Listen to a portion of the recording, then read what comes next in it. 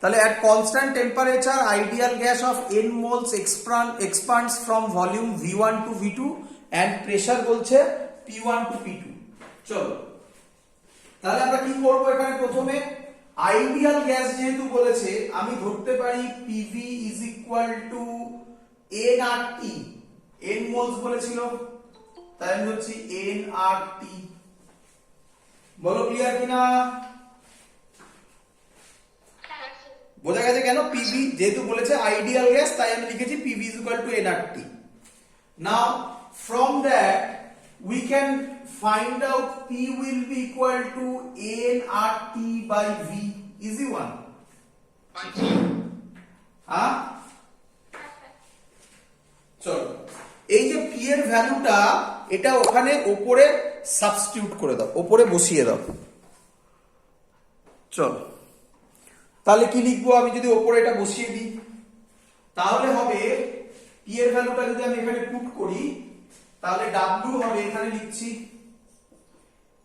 nRT by v dv integration. Clear?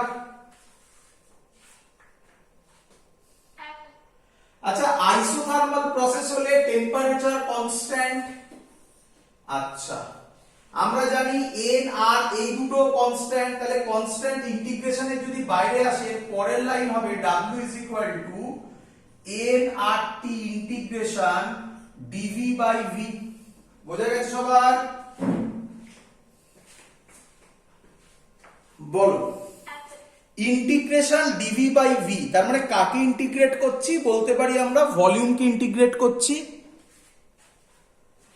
যদি আমরা ভলিউমকে integrate করি পরিষ্কার লেখা আছে এটা এক্সপ্যান্ডস করেছে ফ্রম v1 থেকে v2, তাহলে লিমিট বসবে, লোয়ার লিমিট হবে ইনিশিয়াল ভলিউম, আপার লিমিট হবে ফাইনাল ভলিউম, সো লিমিট হবে v1 টু v2। ক্লিয়ার? আমরা এক্ষুনি শিখেছি dx by x হলে log e base x হয়, তাহলে w nRT log e base v হবে, লিমিট হবে v2 থেকে v1 থেকে v2। ক্লিয়ার?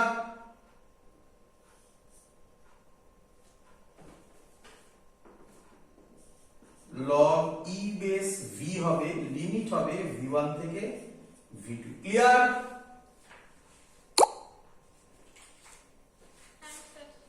ফর্মুলা হয় আপার লিমিট মাইনাস লোয়ার লিমিট। যদি আমরা আপার লিমিট মাইনাস লোয়ার লিমিট করি তাহলে হবে v2 মাইনাস v1, তাই তো? দেবপিতাকে কিছু মেসেজ পাঠাচ্ছিস নাকি গ্রুপে?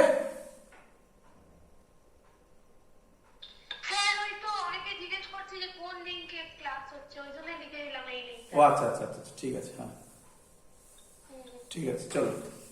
হ্যাঁ তাহলে log e base v, তাহলে লিমিট হচ্ছে v1 থেকে v2, তাহলে আমি এটাকে লিখতে পারি w is equal to nRT log e base v2 minus v1। আমরা জানি ফর্মুলা হচ্ছে আপার লিমিট মাইনাস লোয়ার লিমিট।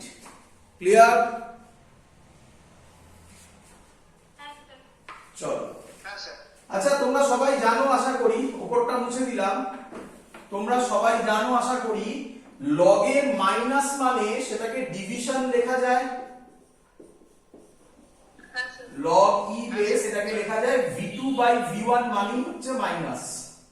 তো এটা হলো আজকের থেকে আমাদের ফর্মুলা, খুব ইম্পর্টেন্ট ফর্মুলা, মনে রাখতে হবে। স্কোয়ার করে দিয়েছি, বোল্ড করে দিয়েছি, মানে এটা তোমায় মনে রাখতে হবে। যে কেউ যখন তখন জিজ্ঞাসা করতে পারে ওয়ার্ক ডানের formula nRT log e base v2 by v1। এখান থেকে আমরা আরেকটা জিনিস একটুখানি এগোতে পারি। কি এগোতে পারি ভালো করে দেখ। আচ্ছা আমরা কি বলতে পারি আইসোথার্মাল প্রসেস যদি হয় তার মানে টেম্পারেচার কনস্ট্যান্ট। আচ্ছা যদি টেম্পারেচার কনস্ট্যান্ট হয় তাহলে কি আমরা বলতে পারি, ভালো করে দেখবে, টেম্পারেচার যদি কনস্ট্যান্ট হয় তাহলে কি আমরা বলতে পারি বয়েলস ল অ্যাপ্লাই করা যাবে? বয়েলস ল তো ছিল when temperature remains constant, আর বয়েলস ল বলে আমাদের P1 V1 যা হবে P2 V2 তাই হবে। আচ্ছা, যদি আমরা এখানে এবার বসাই V2 বাই V1 কত হবে এখান থেকে বলো? P1 বাই P2, হ্যাঁ কি নয়? ক্লিয়ার? তাহলে আমি লিখবো ওয়ার্ক, হ্যাঁ তাহলে আমি লিখবো ওয়ার্ক ডানের আরেকটা ফর্মুলা, কই কেউ তো নেই, ওয়ার্ক ডানের আরেকটা formula nRT log E base P1 by P2, nRT log E base P1 by P2, important formula, একটা ভলিউম দিয়ে একটা প্রেসার দিয়ে। ক্লিয়ার? দুটোই তোমাকে মনে রাখতে হবে, ডিপেন্ড করবে কোন ভ্যালু দেওয়া থাকবে তার উপর। ক্লিয়ার?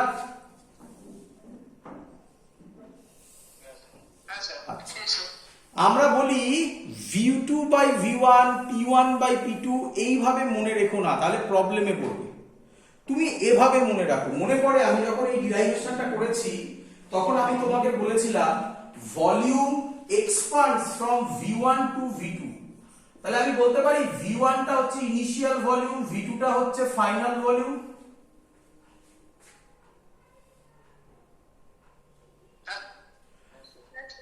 সেম লজিকে আমি বলতে পারি, আচ্ছা আগে লিখে নিই, তাহলে এটা হবে, এটা মনে রাখো এইভাবে nRT log E base VF by VI, এতে মনে রাখো তাহলে তোমার হেল্প হবে পরে। কারণ তোমাকে যখন অঙ্ক দেবে তখন তোমরা আমাকে গুলিয়ে ফেলো 1 কোনটা 2 কোনটা, তুমি যদি VF আর VI তে করো তাহলে আশা করি তোমার প্রবলেম হবে না। Final volume by initial volume, same logic আমরা যদি প্রেসারে করি তাহলে এটা হবে nRT log E base PI by PF। এবার দেখো ক্লিয়ার কিনা, খুব সাবধান। ভলিউম হলে ফাইনাল বাই ইনিশিয়াল, প্রেসার হলে ইনিশিয়াল বাই ফাইনাল। বলো ক্লিয়ার কিনা? চলো, এত অবধি আমি যা বললাম, হ্যাঁ বা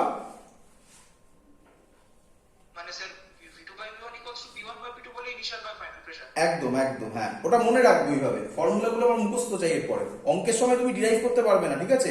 তখন মুখস্থ করে করতে হবে। চল, এবার কোশ্চেন হচ্ছে, এবার আমি যেটা বলতে চাই চলেছি এটা কিন্তু তোমাদের বইতে নেই, ভালো করে বুঝবে, খুব ইম্পর্টেন্ট জিনিস বলতে চলেছি আমি। এই ফর্মুলা এত অবধি তোমাদের বইতে করা আছে, জাস্ট যে লজিকটা দিচ্ছি এই লজিকটা দিয়ে আমি তোমাকে বলে দিচ্ছি যেই,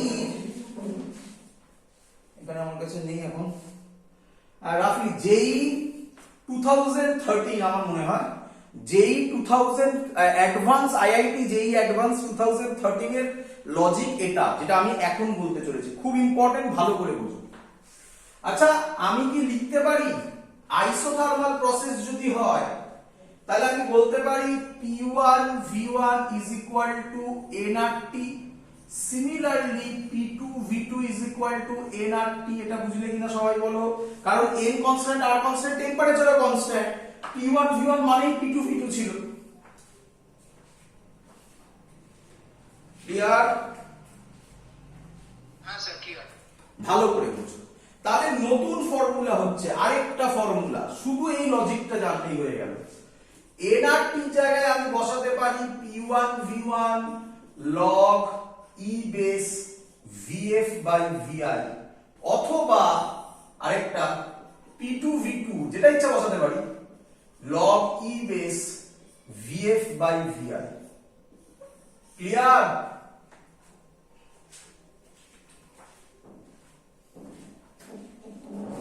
ক্লিয়ার সবার?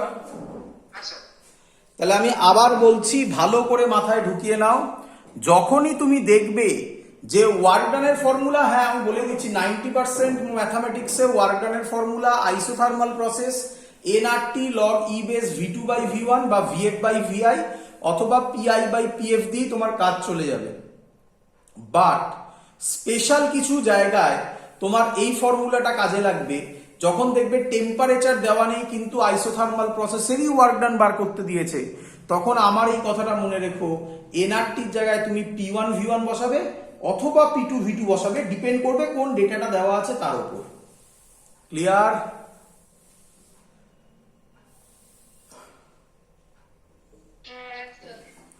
আচ্ছা, আমি একটু ওখানটা একটু ঠিক করব, যেহেতু আমি ফাইনাল আর ইনিশিয়াল দিয়ে লিখেছি, তাহলে এখানে P1 V1 না বলে এটাকে বলবো PI VI আর এটাকে বলবো PF VF।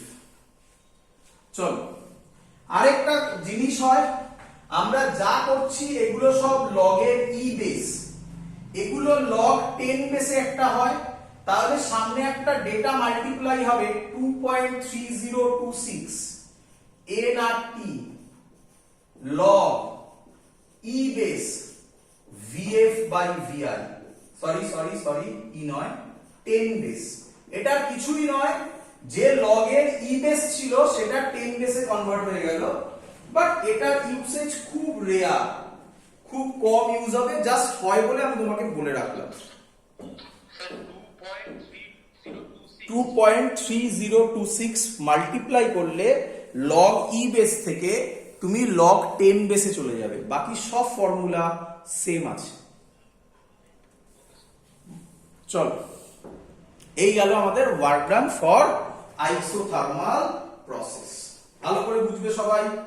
চলো, নেক্সট টপিক, অ্যাডিয়াবেটিক প্রসেস। খুব ইম্পর্টেন্ট, অ্যাডিয়াবেটিক প্রসেস খুব ঝামেলা, ভালো করে শুনবে। কেন আইসোথার্মাল প্রসেস সহজ কেন ছিল? বিকজ আইসোথার্মাল প্রসেসে টেম্পারেচার কনস্ট্যান্ট ছিল। অ্যাডিয়াবেটিক প্রসেস, প্রথম কথা হচ্ছে অ্যাডিয়াবেটিক প্রসেসের ডেফিনেশন কি। আচ্ছা, আরেকবার বলবো আমি, যখন পড়বে আইসোথার্মাল অ্যাডিয়াবেটিক একসাথে পড়বে, মানে আমি আগে আইসোথার্মালের হাফ হয়ে গেছিল আগের দিন, আজকে ওয়ার্ক ডান থেকে শুরু করেছি, মাঝখানে কেটে গেছিল, বাট একসাথে হলে ওটা ভালো হয়। যখন পড়বে একসাথে পড়বে, তাহলে বেশ কিছু জিনিস মেলাতে পারবে। কি মেলাতে পারবে বলছে, অ্যাডিয়াবেটিক এর প্রসেসের ডেফিনেশন হচ্ছে no exchange of energy between system and surroundings. This is called adiabatic process. মানে adiabatic প্রসেসে সিস্টেম আর সারাউন্ডিংস এর মধ্যে কোনো ধরনের এনার্জি এক্সচেঞ্জ হবে না। ক্লিয়ার?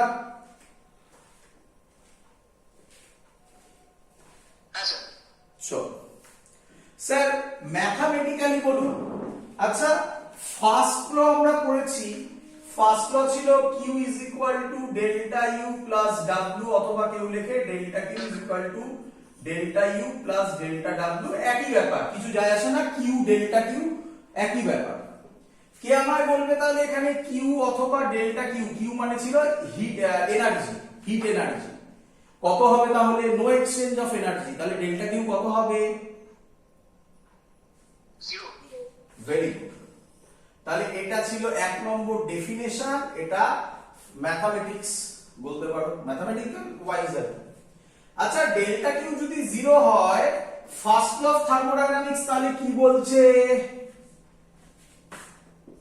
ডেল্টা ইউ হবে minus delta W. Clear?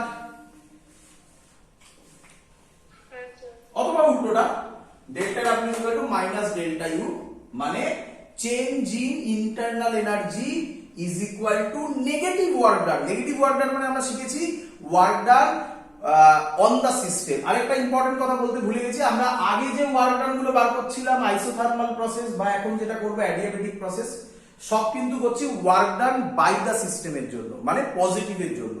Work done on the system হলে একটা সামনে নেগেটিভ সাইন আসবে, আর কিচ্ছু নয়। ক্লিয়ার?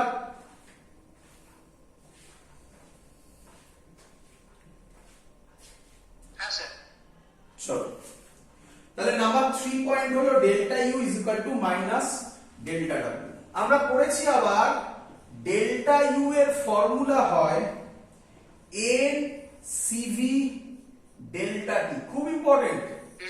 হ্যাঁ, এই ফর্মুলাটা কি, এই ফর্মুলাটা কি প্রসেসের উপর ডিপেন্ডেন্ট?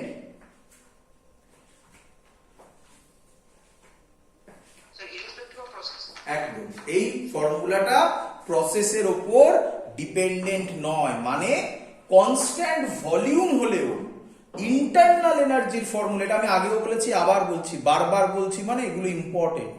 ইন্টারনাল এনার্জির ফর্মুলা এনসিভি ডেল্টা টি হবে। কনস্ট্যান্ট প্রেসার হলেও ইন্টারনাল এনার্জির ফর্মুলা এনসিভি ডেল্টা টি হবে। ক্লিয়ার?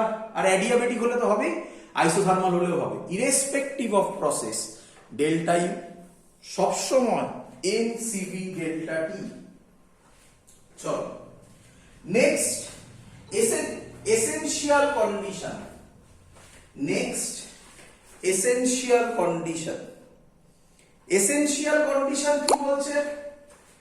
বলছে এসেনশিয়াল কন্ডিশন, আমি লিখে দিই এসেনশিয়াল কন্ডিশন। তোমাদের যদি মনে থাকে, ওই যে আমি বললাম একসাথে পড়বে, যদি মনে থাকে তাহলে খুব ভালো হয়, একবার দেখবে খাতা খুলে, নোট আশা করি বানাচ্ছ সবাই, নোট বানিয়ে পড়াশোনা করবে। নাম্বার 1 প্রসেস হচ্ছে গিয়ে আইসোথার্মালে এসেনশিয়াল কন্ডিশন ছিল, প্রসেসটা ছিল ভেরি স্লো। আমি কিন্তু রিপিট করছি, অঙ্কের মধ্যে না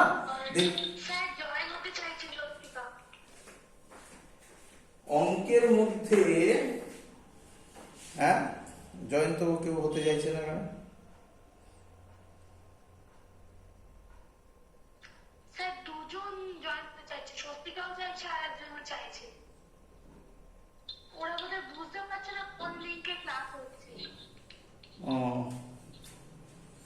আমার কাছে তো নেই, কোনো রিকোয়েস্ট নেই আমার কাছে।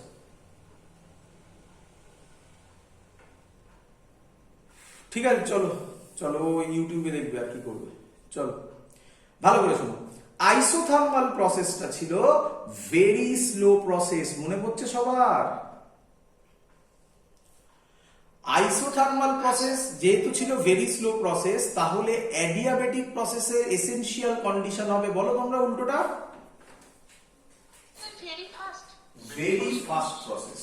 আমি কিন্তু রিপিট করছি, তোমাকে ভালো করে শুনবে, বইতে প্রচুর অঙ্ক আছে যেখানে শুধু বলা আছে, সব ডেটা ফেটা দেওয়া আছে, শুধু এরকম বলা আছে for slow process. Slow process মানেই কাকে ধরবে? আইসোথার্মাল। ফাস্ট প্রসেস মানেই কাকে ধরবে? অ্যাডিয়াবেটিক। এটা আরেকটা হিন্টস বোঝা আইসোথার্মাল আর অ্যাডিয়াবেটিক কোনটা হয়। আরো একটা হিন্টস আছে, গ্রাফ থেকে হবে, সেটা বলবো, ধৈর্য ধরো, সব এক এক করে আসবো। ক্লিয়ার এত অবধি? ক্লিয়ার? হ্যাঁ বললাম, ভেরি স্লো প্রসেস যদি হয় তার মানে আইসোথার্মাল প্রসেস হবে, ভেরি ফাস্ট প্রসেস যদি হয় তাহলে অ্যাডিয়াবেটিক প্রসেস হবে। যখন অঙ্ক করবে তখন অঙ্কের মধ্যে এরকম দেওয়া থাকবে, দেখবে ফর স্লো প্রসেস তার মানে আইসোথার্মাল ধরে নিতে হবে, ফর ফাস্ট প্রসেস তার মানে অ্যাডিয়াবেটিক ধরে নিতে হবে। ক্লিয়ার?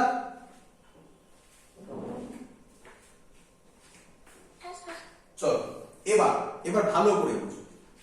আচ্ছা, অ্যাডিয়াবেটিক মানে no exchange of energy between system and surroundings. এবার ফিল করো কনসেপ্টটা, কেন বললো স্যার ফাস্ট প্রসেস? আচ্ছা, আমি যদি এখানে হিট দিই, দেখো অনেক স্টুডেন্ট বলে সরি আমি ভুল লিখলাম, অনেক স্টুডেন্ট বলে যে স্যার হিট দেবেন কেন, ডেল্টা কিউ তো 0 বলা আছে। আরে বাবা, মাথা যদি ব্যথা করে তার সলিউশন থোড়াই মাথা কেটে দেওয়া, হিট এক্সচেঞ্জ হবে না তার মানে সলিউশন থোড়াই যে আমি হিট দেবই না। আরে সেটা তো কখনো সলিউশন হতে পারে না। হিট আমি দেব, কিন্তু সেই হিট এখান থেকে এখানে যাবে না। কে বলবে? তাহলে এই ওয়ালগুলো কি ওয়াল হলে যেত না? হ্যাঁ, মানে আমরা বলি পারফেক্টলি, ঠিক বলেছো একদম, পারফেক্টলি ইনসুলেটর, নাকি?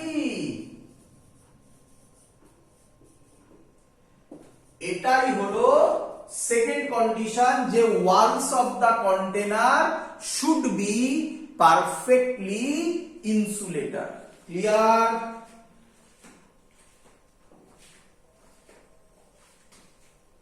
বোঝা গেছে? চলো, তার মানে নিঃসন্দেহে আইসোথার্মালে ছিল ওয়ালস ছিল পারফেক্টলি কন্ডাক্টর, তাই তো নাকি? এবার ভাবো, আচ্ছা বাবা, ইন রিয়ালিটিতে কি পারফেক্টলি ইনসুলেটর তৈরি করা যায়? আচ্ছা, ভালো করে ভাবো। আচ্ছা, পারফেক্টলি ইনসুলেটরের একটা এক্সাম্পল আমি দিতে পারি। রাফলি তৈরি করা যায় না, প্রথমেই বললাম রাফলি। থার্মোফ্লাক্স, হ্যাঁ কি নয়? তাহলে তুমি আমার যদি অ্যাডিয়াবেটিক প্রসেস আইডিয়াল হতো, তাহলে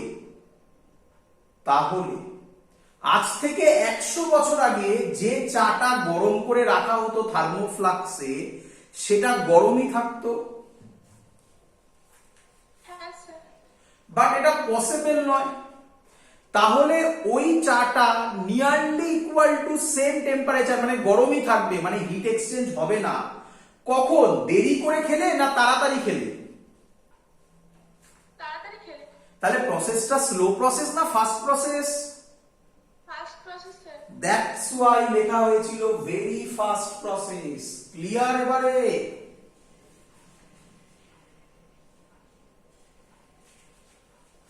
বোঝা গেছে সবার?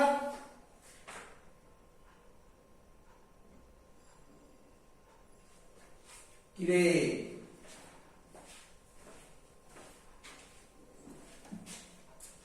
ক্লিয়ার?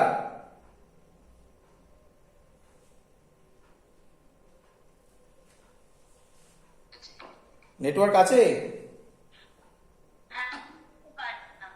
হ্যাঁ, তাহলে ক্লিয়ার সবার? বোঝা গেছে যে পারফেক্টলি ইনসুলেটর কেন আর ভেরি ফাস্ট প্রসেস কেন?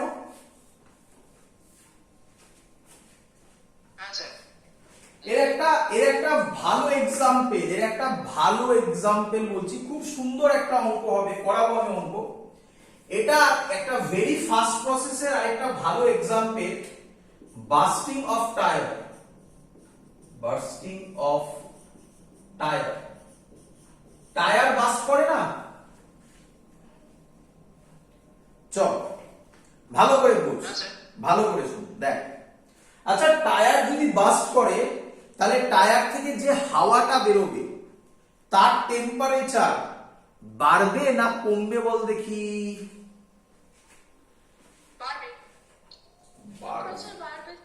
কেন বললি এই কথাটা? কোনো আইডিয়া? কারণ জায়গার মধ্যে দিয়ে অনেকটা বেশি পরিমাণে এয়ারটা মানে সে বেরিয়ে যাবে পুরো এয়ারটা, আর সে সংঘর্ষের ফলে বেড়ে যাবে না। এরকম কোনো সংঘর্ষের কথা কি থার্মোডাইনামিক্স বলে? কোথাও কোনো সংঘর্ষের কনসেপ্ট বলা হয়েছে বল?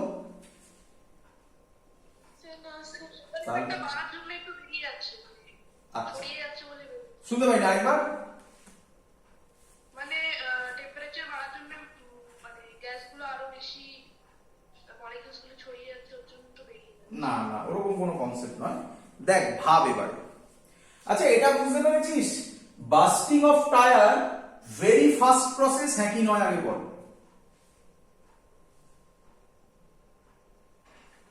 কি রে? আচ্ছা, এবার তাকা, দেখ কিভাবে বোঝাচ্ছে। আমি এটা দিয়ে অঙ্ক করে দেখাবো। আমি যেটা এখন থিওরিটিক্যালি বলছি, এটা দিয়ে আমি অঙ্ক করে দেখাবো। শোন, খুব ফেমাস অঙ্ক এটা। টায়ারটা যদি বাস্ট করে, তাহলে তার ভলিউম বাড়বে, টায়ারের নয়, যে গ্যাস সেটা, তার ভলিউম বাড়বে না কমবে বল আমাকে আগে? বেড়ে যাবে স্যার। তাহলে আমি লিখেছি ভলিউম এক্সপান্ড। ক্লিয়ার? আচ্ছা, তোদের পড়ানো হয়েছিল ভলিউম যদি ইনক্রিজ হয়, ওয়ার্ক ডান পজিটিভ হয় না নেগেটিভ হয়? পজিটিভ হয়। তাহলে আমি বলতে পারি ওয়ার্ক পজিটিভ। এই দিকে তাকা। হ্যাঁ রে, ওয়ার্ক ডান যদি পজিটিভ হয়, 3rd নম্বর পয়েন্ট, তাহলে ডেল্টা ইউ কি হবে? নেগেটিভ হবে। আচ্ছা, ডেল্টা ইউ এর ফর্মুলায় কি আছে? এন সিভি ডেল্টা টি। এন মানে নাম্বার অফ মোলস, সিভি মানে স্পেসিফিক হিট এট কনস্ট্যান্ট ভলিউম, ডেল্টা টি মানে change in temperature. N CV তো নেগেটিভ হতে পারে না, না স্যার তাহলে ডেল্টা টি নেগেটিভ হবে। তাহলে আমাকে বল ডেল্টা টি এর জায়গায় আমি এটাকে বসাতে পারি TF minus TI, final minus initial, এটা নেগেটিভ। তাহলে নিঃসন্দেহে final is less than initial. কি রে? সে কুল হয়ে যাবে গ্যাসটা। তাহলে গ্যাসটা ঠান্ডা হয়ে যাবে। বোঝাতে পেরেছি? আমি অঙ্ক করে দেখাবো যে তারও ভ্যালু তাই আসছে। আচ্ছা, তার আগে আরেকটা এক্সাম্পল বলি। আমাদের পেটের ভেতরে এই ঘটনাটা আছে, আমি একটা সহজ এক্সাম্পল দিয়ে দেখাতে পারি। ভালো করে দেখ। মুখের সামনে হাত রাখ, হাত রেখে হা কর। বল হাওয়াটা গরম না ঠান্ডা? গরম। ক্লিয়ার? আচ্ছা, এবার মুখের সামনে হাত রাখ, এবার ফু কর। ঠান্ডা। তার মানে কি ঘটনা হচ্ছে বল, বোঝ। প্রথমে যেটা করছি, এটা যে হাওয়াটা আমার কি বলে গলা থেকে বেরোচ্ছে, এটা অবভিয়াসলি ওপেন স্পেস পাচ্ছে। যখন বেরোচ্ছে ওপেন স্পেস মানে এক্সপান্ড হচ্ছে, তাই তো নাকি? যেই আমি ফু দিচ্ছি অমনি আমার গলায় ওই একটা সাডেনলি কম্প্রেসড হচ্ছে। হ্যাঁ স্যার। আর সাডেনলি কম্প্রেসড হলে চোখের সামনে ফর্মুলা, এই টেম্পারেচার বাড়বে না কমবে? কমে যাবে স্যার। Clear idea? জীবনে ভুল হবে না কোনোদিনও। স্যার বলছি যে গলার মধ্যে কি হচ্ছে? ওই যে বললাম গলার মধ্যে যখন আমি ফু দিচ্ছি, তার মানে ওখানে এয়ারটা সাডেনলি কম্প্রেসড হচ্ছে। ফু দিলে তো জায়গা কমে যাচ্ছে, হ্যাঁ স্যার। তাহলে সাডেনলি কম্প্রেসড মানেই তো হয়ে গেল। হ্যাঁ স্যার। ক্লিয়ার? চল মুছে দিলাম এগুলো। এবার কোশ্চেন হচ্ছে, কত নম্বর পয়েন্ট ছিল? 5 নম্বর ছিল মনে হয়, 6 নম্বর থেকে লিখবো। কোশ্চেন হচ্ছে স্যার এর গ্রাফ কি রকম হবে? মজাদার ব্যাপার, ঝামেলার ব্যাপার। আমি এটা নিয়ে একটা আলাদা টপিক করব এক্ষুনি, খানিকক্ষণ বাদে। এর গ্রাফও হবে রেক্ট্যাঙ্গুলার হাইপারবোলা। আইসোথার্মালেরও গ্রাফ কি ছিল? Rectangular hyperbola. তাহলে স্যার বুঝবো কিভাবে কোনটা আইসোথার্মাল প্রসেস, কোনটা অ্যাডিয়াবেটিক প্রসেস? আচ্ছা, আইসোথার্মাল কোনটা, অ্যাডিয়াবেটিক কোনটা, একটা বোঝার টেকনিক অলরেডি বলে দিয়েছি। Very fast, very slow. Very fast হলে অ্যাডিয়াবেটিক, ভেরি স্লো হলে আইসোথার্মাল। এটা ল্যাঙ্গুয়েজে বোঝার টেকনিক। ক্লিয়ার? আর গ্রাফ থেকে বুঝবো কিভাবে? কারণ দুটো গ্রাফেরই স্ট্রাকচার সেম, দুটোই রেক্ট্যাঙ্গুলার হাইপারবোলা। এটা নিয়ে আমি আজকে একটা টপিক করাবো, একটু ধৈর্য ধরো, এটা থেকে চেনা শিখিয়ে দেবো, একটু বাদে বলছি। এখন আপাতত জানো এর গ্রাফ হয় রেক্ট্যাঙ্গুলার হাইপারবোলা। ক্লিয়ার এত অবধি? স্যার আরেকবার একটু বলবেন স্যার, কি প্রবলেম হচ্ছিল? বললাম আইসোথার্মাল প্রসেসের গ্রাফও হয় রেক্ট্যাঙ্গুলার হাইপারবোলা। আইসোথার্মালেরও গ্রাফ রেক্ট্যাঙ্গুলার হাইপারবোলা, অ্যাডিয়াবেটিকেরও গ্রাফ রেক্ট্যাঙ্গুলার হাইপারবোলা। দুটোর মধ্যে ডিফারেন্স কি একটু বাদে বলছি, ঠিক আছে? চলো এবার কোশ্চেন হচ্ছে 7 নম্বর, খুব ইম্পর্টেন্ট। ইকুয়েশন কি? ইকুয়েশন অফ আইসোথার্মাল ছিল PV is equal to constant, তাই তো নাকি?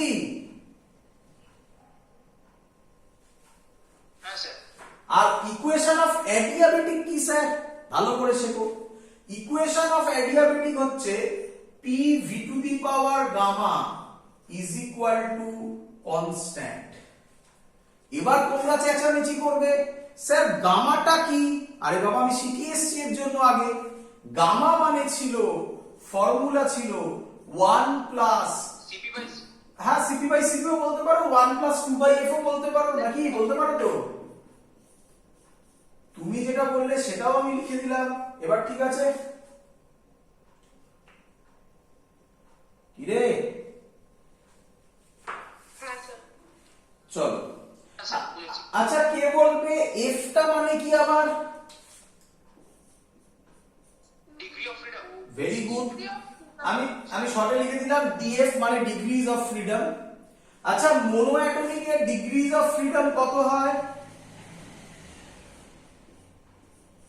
3। এগুলো আগের কথা আমি আবার বলছি রিক্যাপ করার জন্য, বুঝতে পারছো? প্রত্যেক ক্লাসে দেখো কত করে টানতে হচ্ছে আমাকে। এরপরে যখন আমি কেটিজিতে যাব তখন তো আরো মানে আবার এই একই কনসেপ্ট লাগবে, কারণ কেটিজি অলরেডি আমি জিনিস রেডি করছি। মোনোঅ্যাটমিকে এফ এর ভ্যালু হবে 3, ডায়াঅ্যাটমিকে এফ এর ভ্যালু হবে 5। আশা করি সবার মনে আছে, এগুলো আমি করেছি আগেও। পলিঅ্যাটমিকে হবে এফ এর ভ্যালু 6। ক্লিয়ার সবার?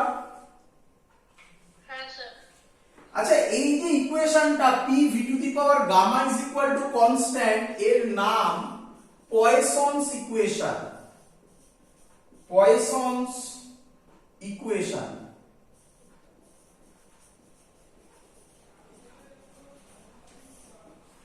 হয়েছে সবার এত অবধি?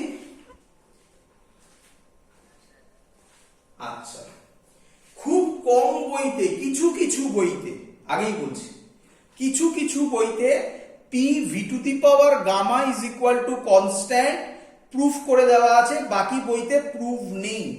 তুমি তো আমাকে প্রথম কোশ্চেন এটা করবে, sir P V to the power gamma is equal to constant কি করে এলো? তুমি আমাকে কোশ্চেন করেছিলে স্যার আইসোথার্মাল প্রসেসে PV is equal to constant কিভাবে এলো? আমি তোমাকে বলেছিলাম আইসোথার্মাল প্রসেস, তাহলে বয়েলস ল ওবে করবে, তাহলে PV is equal to constant হবে। হ্যাঁ কি নয়?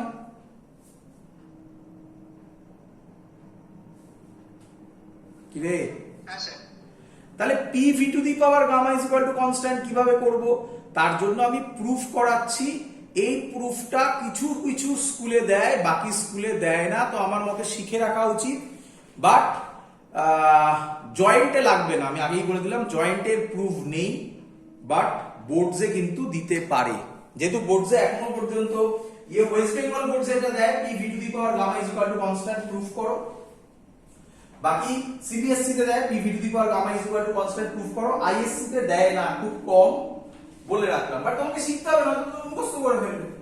চলো তাহলে আমরা প্রুফ করছি এখন PV to the power gamma is equal to constant.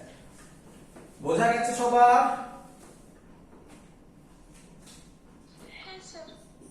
চলো